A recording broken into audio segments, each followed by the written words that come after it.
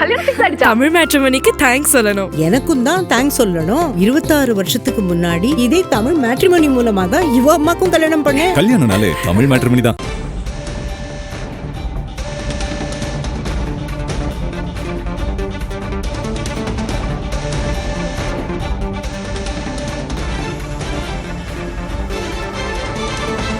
கரூருக்கு நாளை செல்லும் முதல்வர் விஜய் 32 பேருக்கு அரசு பணிக்கான ஆணைகளை வழங்க உள்ளார் என்ற அண்மை செய்தியை பார்க்கிறோம்.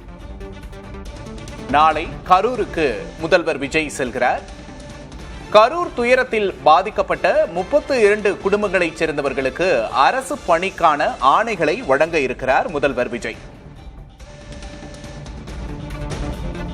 32 பேருக்கு அரசு பணிக்கான ஆணைகளை முதல்வர் விஜய் நாளை வழங்க இருக்கிறார்.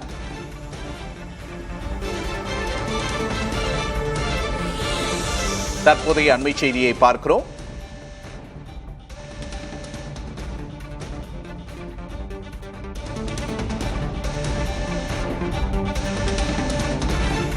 கரூரில் உயிரிழந்தவர்களின் குடும்பங்களையும் முதல்வர் விஜய் சந்திப்பார் என்று தகவல் வெளியாகி இருக்கிறது. 32 பேருக்கு அரசு பணிக்கான ஆணைகளை வழங்க உள்ளார் என்ற அண்மை செய்தியை பார்க்கிறோம்.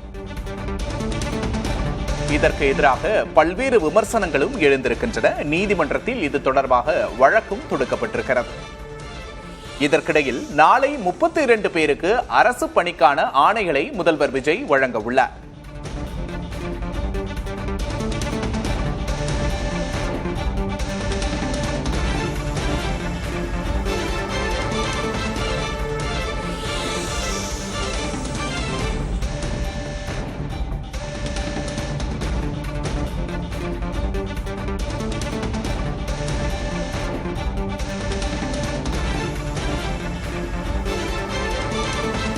கரூர் துயரச் சம்பவத்தில் 41 பேர் உயிரிழந்தார்கள்.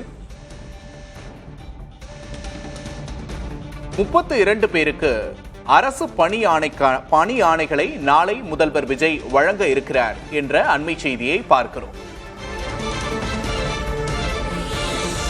கருணை அடிப்படையில் அரசு பணிக்கான ஆணைகளை வழங்க இருக்கிறார் முதல்வர் விஜய் என்று கரூர் மாவட்ட நிர்வாகம் தெரிவித்திருக்கிறது. மேலும் 1700 கோடியில் காலனி உற்பத்தி தொழிற்சாலைக்கும் முதல்வர் விஜய் நாளை அடிக்கல் நாட்ட இருக்கிறார். இந்த தொழிற்சாலையின் மூலம் 13,500 பேர் வேலை வாய்ப்பு பெறுகிறார்கள் என்று மாவட்ட நிர்வாகம் தெரிவித்திருக்கிறது. மிக முக்கியமான ஒரு அண்மை செய்தியை பார்க்கிறோம். கரூருக்கு நாளை முதல்வர் விஜய் செல்கிறார். அங்கு 32 பேருக்கு கருணை அடிப்படையில் அரசு பணிக்கான ஆணைகளை முதல்வர் விஜய் வழங்க இருக்கிறார் என்ற அண்மை செய்தியை பார்க்கிறோம்.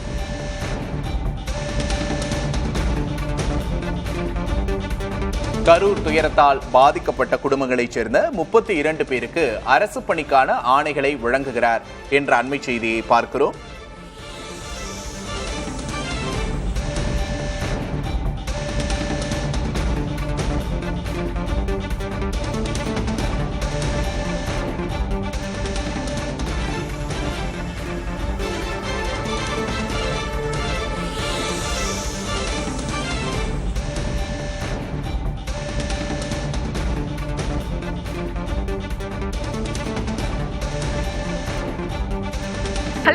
தமிழ் மேட்ரிமோனிக்கு தேங்க்ஸ் சொல்லணும். எனக்கும் தான் தேங்க்ஸ் சொல்லணும். 26 வருஷத்துக்கு முன்னாடி இதே தமிழ் மேட்ரிமோனி மூலமா தான் இவ அம்மாக்கும் கல்யாணம் பண்ணேன். கல்யாணம்னாலே தமிழ் மேட்ரிமோனி தான்.